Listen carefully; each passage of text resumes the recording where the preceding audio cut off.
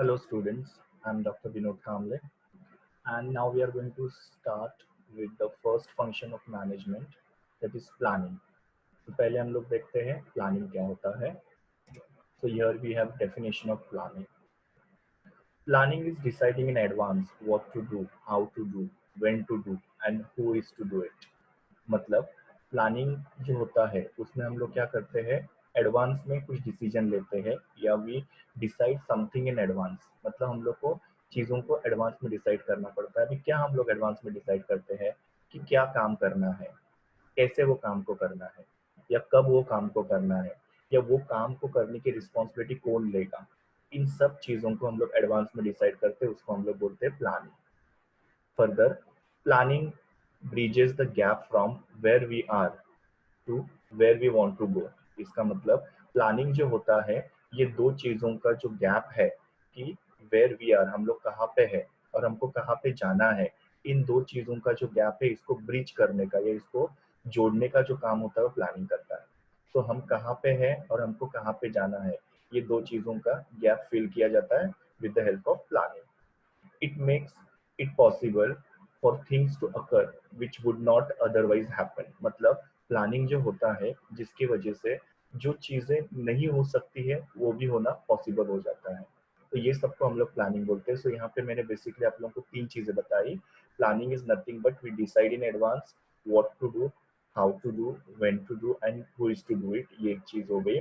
दूसरी, प्लानिंग दो चीज़ों के बीच का जो गैप है, जैसे कि हम लोग कहाँ पे है, where we are and where we want to go, कहाँ पे हमको जाना है, इन दोनों को गैप को ब्रिज करने का या इन दोनों के गैप को ज्वाइन करने का जो काम होता है वो प्लानिंग करता है. और प्लानिंग की वजह से जो चीजें अदरवाइज नहीं हो सकती है वो पॉसिबल हो सकती है. तो इसको हम लोग बोलते हैं प्लानिंग. और ये डेफिनेशन दिया है कुंस और ओडोनेल ने. Now will see the meaning. It is same as what is written in the definition. Planning refers to deciding in advance what to do and how to do. ये हम लोग ने पहले ही देखा कि हमको क्या काम करना है और कैसे काम को करना है, इसको हम एडवांस में डिसाइड करते हैं, उसको बोलते हैं planning. It involves setting of objectives and developing an appropriate course of action to achieve those objective. ये दो चीजें यहाँ पे बहुत ज्यादा इंपॉर्टेंट है. प्लानिंग में हम लोग क्या करते हैं, सबसे पहले प्लानिंग में हम लोग अपने ऑब्जेक्टिव सेट करते हैं ना. ऑब्जेक्टिव्स क्या होते हैं वी ऑल नो. जैसे you want to earn profit, you want to satisfy customer, you want to expand the business, you want to enhance our corporate image. ये सारे मेरे ऑब्जेक्टिव्स है. सो इसमें से हम लोग क्या करते हैं, अपनी जो भी ऑब्जेक्टिव है उसको हम लोग सेट करते हैं और उसके हिसाब से हम लोग अपना कोर्स ऑफ एक्शन डिजाइन करते हैं. नाउ कोर्स ऑफ एक्शन का मतलब क्या होता है, अगेन जो हम लोग ने ऊपर पढ़ा, what to do, how to do, when to do. मतलब हम लोग कैसे क्रिया को करेंगे वो ऑब्जेक्टिव्स को अचीव करने के लिए, उसको हम लोग बोलते हैं कोर्स ऑफ एक्शन. जैसे मुझे 95% मार्क्स स्कोर करने हैं, ऐसा ना, ये मेरा ऑब्जेक्टिव हो गया. अभी 95% मार्क्स स्कोर करने के लिए मैं क्या करूंगा, नोट्स बनाऊंगा या मैं लेक्चर्स अटेंड करूंगा, फिर बाद में मैं टीचर से गाइडेंस लूंगा कि पेपर्स कैसे लिखने हैं, मैं पास्ट के पेपर्स सॉल्व करूंगा. तो ये मेरा कोर्स ऑफ एक्शन हो गया. तो कोर्स ऑफ एक्शन मतलब जो अपने ऑब्जेक्टिव डिसाइड किए हैं उनको अचीव करने के लिए आप क्या करते हो, उसको हम लोग बोलते हैं planning. Now we'll start the importance of planning. Okay? Now first importance of planning is to help to set the clear objective. जो मैंने ऑलरेडी तुम लोग को मीनिंग में बताया कि प्लानिंग का सबसे इम्पोर्टेंट, पहला इम्पोर्टेंट जो होता है वो ये होता है कि प्लानिंग की वजह से तुम लोग अपनी क्लियर ऑब्जेक्टिव सेट कर सकते हो. जो ऑब्जेक्टिव्स मैंने तुम लोग को बताया वो देखो मैंने यहाँ पे लिखे हुए हैं. So planning enables to set the clear objectives of the organization. और objectives क्या होते हैं, to earn the profit, to expand the business, to create corporate image, to satisfy customer needs. ये हमारे objectives है, इनको हम लोग clearly set कर पाते हैं. और जब तुम लोग अपने objective को clearly set करते हो तो उससे तुमको अपना course of action पता चलता है. So meaning को अगर आप अच्छे से पढ़ोगे तो definitely आपका सारे जो importance है वो आप अच्छे से लिख पाओगे. सो क्या लिखा है पहले यहाँ पे हम लोग ने कि प्लानिंग की वजह से हम लोग अपने क्लियर ऑब्जेक्टिव सेट कर पाते हैं. फिर हमने लिखा कि हमारे ऑब्जेक्टिव्स टू अर्न प्रॉफिट हो सकता है, टू एक्सपेंड बिजनेस हो सकता है, टू क्रिएट कॉर्पोरेट इमेज हो सकता है, टू सेटिस्फाई कस्टमर हो सकता है. और क्लियर ऑब्जेक्टिव एक बार हमारे सेट हो गए तो हमको अपना कोर्स ऑफ एक्शन पता चलता है ताकि हम लोग अपने ऑब्जेक्टिव को अचीव कर पाए. सेकेंड पॉइंट भी देखो क्या है. Second point is provide course of action. Course of action मैंने तुम लोग को ऑलरेडी बताया है कि कोर्स ऑफ एक्शन में हम लोग क्या करते हैं, हम लोग डिसाइड करते हैं कि कोई भी काम को कैसे करना है, कब करना है, कौन करेगा, इसमें या क्या काम करना है, ये सब जो होता है उसको हम लोग बोलते हैं कोर्स ऑफ एक्शन। प्लानिंग की वजह से हम लोग को अपने क्लियर ऑब्जेक्टिव हम लोग सेट करते हैं और क्लियर ऑब्जेक्टिव की वजह से हमें अपना कोर्स ऑफ एक्शन पता चलता है। Course of action includes what to do, when to do, how to do and who is to do it. तो सेम चीज जो हम लोग ने मीनिंग में पढ़ा है वो, तो ये दो जो पॉइंट्स है वो एक्चुअली में तुम्हारे मीनिंग का ही पार्ट है कि प्लानिंग की वजह से हम लोग अपने गोल सेट कर पाते हैं और दूसरा प्लानिंग की वजह से हम लोग अपना कोर्स ऑफ एक्शन डिसाइड कर पाते हैं। Now third one is planning helps to improve the performance of employees। मतलब प्लानिंग की वजह से एम्प्लॉय का जो परफॉर्मेंस है वो ग्रो करने में हेल्प करता है। अभी कैसे, देखो यहाँ पे लिखा हुआ है, प्लानिंग की वजह से एम्प्लॉयज को उनका रोल और रिस्पॉन्सिबिलिटी जो होता है वो एकदम क्लियर हो जाता है। मतलब एम्प्लॉयज को पता चलता है कि उनको क्या काम करना है या उनकी क्या क्या जिम्मेदारियां एकदम क्लियर हो जाता है। और जब एम्प्लॉय के माइंड में सारी चीजें क्लियर हो जाती है कि उनका रोल क्या है, रिस्पॉन्सिबिलिटी क्या है, और उनको पता चलता है कि उनसे क्या एक्सपेक्ट किया जा रहा है मैनेजमेंट के द्वारा, मतलब मैनेजमेंट उनसे क्या चाहता है, जब उनको पता चलता है तो डेफिनेटली उससे क्या होता है, एम्प्लॉयज का जो परफॉर्मेंस होता है वो इम्प्रूव होता है। मतलब मुझे पता है कि मेरी रोल क्या है, रिस्पॉन्सिबिलिटी क्या है, मुझे पता है कि मेरी मैनेजमेंट मुझसे क्या चाहती है, तो डेफिनेटली मेरा परफॉर्मेंस क्या होगा, इम्प्रूव होगा। मेरे दिमाग में कोई भी कंफ्यूजन नहीं है, तो I have clear role and responsibilities in my mind. और जब हमारा परफॉर्मेंस इंप्रूव होता है तो डेफिनेटली उससे क्या होता है, ऑर्गेनाइजेशन को हायर प्रॉफिट होता है, तो वो भी हम लोग को लिखना है। Fourth one is minimization of the risk. Okay ना, यहाँ पे बाजू में आप लोग देख सकते हैं कि बिजनेस एनवायरनमेंट के बारे में वापस से मैं बात कर रहा हूँ। बिजनेस एनवायरनमेंट मतलब मैंने पहले भी आप लोगों को बताया है कि बिजनेस एनवायरनमेंट मतलब जो एक्सटर्नल चीजें होती है, बिजनेस एनवायरनमेंट में इंटरनल चीजें भी होती है, बट इंटरनल चीजों को हम लोग थोड़ा कंट्रोल कर पाते हैं, बट जो एक्सटर्नल चीजें होती है वो थोड़ी कंट्रोल के बाहर होती है, उसको हम लोग इतना कंट्रोल नहीं कर सकते हैं। उसके अंदर तुम्हारा इकोनॉमिक एनवायरनमेंट होता है। इकोनॉमिक एनवायरनमेंट मतलब तुम्हारी इकोनॉमिक पॉलिसीज हो सकती है, इकोनॉमिक कंडीशन हो सकता है। सोशल एनवायरनमेंट जिसके अंदर तुम्हारे पॉपुलेशन हो सकते हैं, उनके लाइक्स एंड डिसलाइक्स वगैरह हो सकते हैं, वो सब चीजें। लीगल एनवायरनमेंट मतलब कोई भी एक्ट वगैरह जो होते हैं, कानून वगैरह होते हैं। टेक्नोलॉजिकल एनवायरनमेंट, टेक्नोलॉजी हमेशा चेंज होती रहती है। सो ये बिजनेस एनवायरनमेंट जो होता है वो हमेशा चेंज होते रहता है, और बिजनेस एनवायरनमेंट चेंज होने की वजह से बिजनेस को काफी सारे रिस्क आ जाती है। जैसे कि टेक्नोलॉजी चेंज हो गई है, अगर मैं टेक्नोलॉजी को अडेप्ट नहीं कर पाऊंगा तो ये मेरे लिए रिस्क है। बिकॉज क्या होगा कि मेरा कॉम्पिटिटर वो टेक्नोलॉजी को अडेप्ट करेगा और वो ज्यादा प्रॉफिट कमाएगा या कस्टमर उसके तरफ अट्रैक्ट हो जाएंगे, और मेरे कस्टमर्स क्या हो जाएंगे, कम हो जाएंगे, बिकॉज वो मॉडर्न टेक्नोलॉजी का यूज कर रहा है। सो जैसे जैसे बिजनेस एनवायरनमेंट चेंज होगा वैसे वैसे बिजनेस के लिए रिस्क जो होती है बढ़ती जाती है। और ये जो रिस्क होती है इसको हम लोग एलिमिनेट नहीं कर सकते हैं। मतलब कि ये जो चीजें जो बदल रही है बाहर, जैसे कस्टमर की नीड्स बदल रही है या जो एक्ट्स वगैरह होते हैं, कानून वगैरह होता है वो चेंज होता है, इसके ऊपर हमारा कोई कंट्रोल नहीं है। हम लोग इसको टोटली एलिमिनेट नहीं कर सकते, इसको हम लोग टोटली रिमूव नहीं कर सकते हैं। हाँ, बट उसको हम लोग एंटीसिपेट कर सकते हैं कि ये चेंज हो सकता है या ये सब चीजें हो सकती है, और उसको हम लोग टैकल करने की कोशिश कर सकते हैं। टैकल मतलब कि वो जो चेंजेस आ रहे हैं उसकी वजह से जो प्रॉब्लम क्रिएट हो रहा है उसको हम लोग सॉल्व कर सकते हैं by taking preventive measures.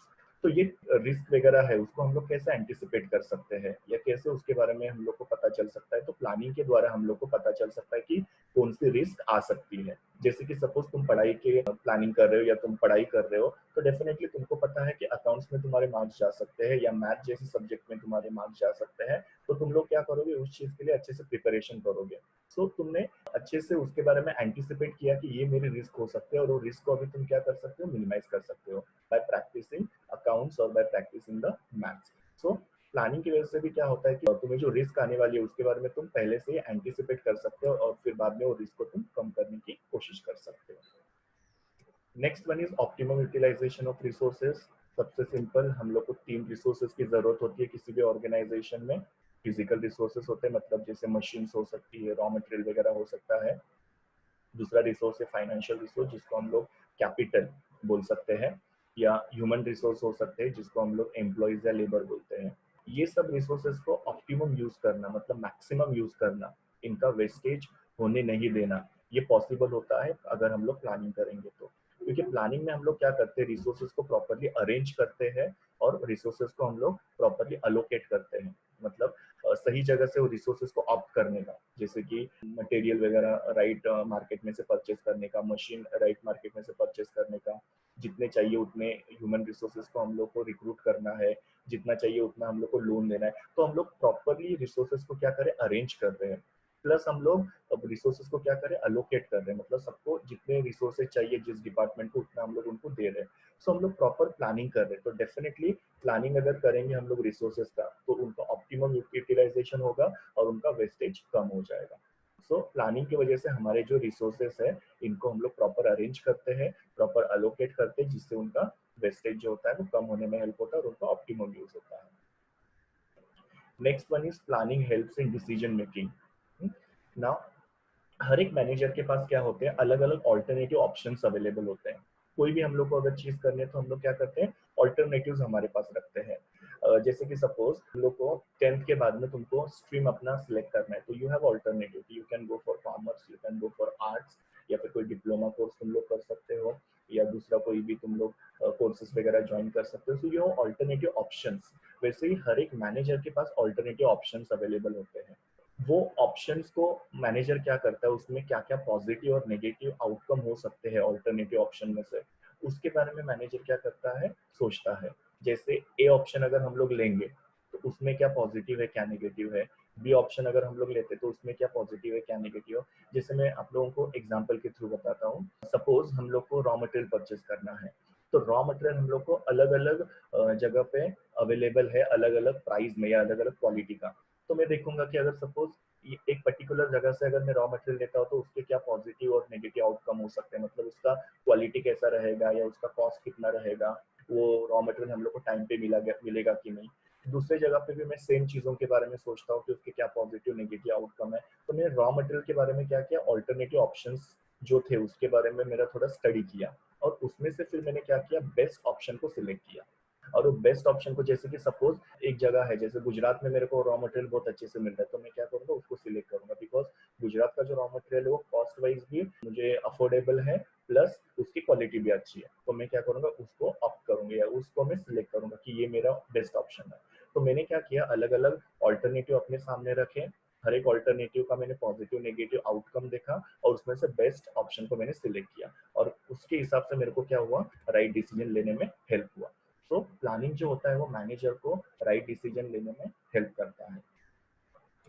Next one is promote innovative ideas, मतलब प्लानिंग की वजह से तुम्हारे दिमाग में नई नई आइडियाज आती है। देखो मैंने यहाँ पे एक वर्ड लिखा हुआ है, ब्रेनस्टॉर्मिंग। ब्रेनस्टॉर्मिंग का मतलब क्या होता है कि जब तुम प्लानिंग करते हो तुम लोग अपने दिमाग पे जोर देते हो, मतलब तुम बहुत ज्यादा सोचते हो, और उसकी वजह से क्या होता है, तुम्हारे दिमाग में नई नई आइडियाज आती है। कभी भी ट्राई करके देखना तुम लोग ये, कि किसी भी चीज को अगर तुम लोग उसके ऊपर सीरियसली अगर ब्रेनस्टॉर्मिंग करते हो या सोचते हो तो तुम्हारे दिमाग में उस प्रॉब्लम को लेके या उस सिचुएशन को लेके अलग अलग सॉल्यूशन होंगे, इनोवेटिव सॉल्यूशन तुम्हारे दिमाग में आ सकते हो, प्रॉब्लम को कैसे तुम लोग सॉल्व कर सकते हैं।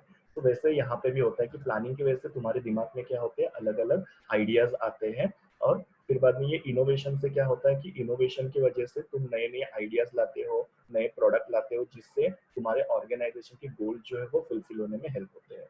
सो वो तुम लोग को यहाँ पे लिखना है। Next one is facilitates other functions of management. ना मैनेजमेंट के फंक्शंस कौन से होते हैं, तो मैनेजमेंट के फंक्शंस कैसे याद रखने के, पीओडीसी। पीओडीसी मतलब planning, organizing, directing and controlling. ऐसे तुम लोग मैनेजमेंट के फंक्शंस याद रख सकते हो।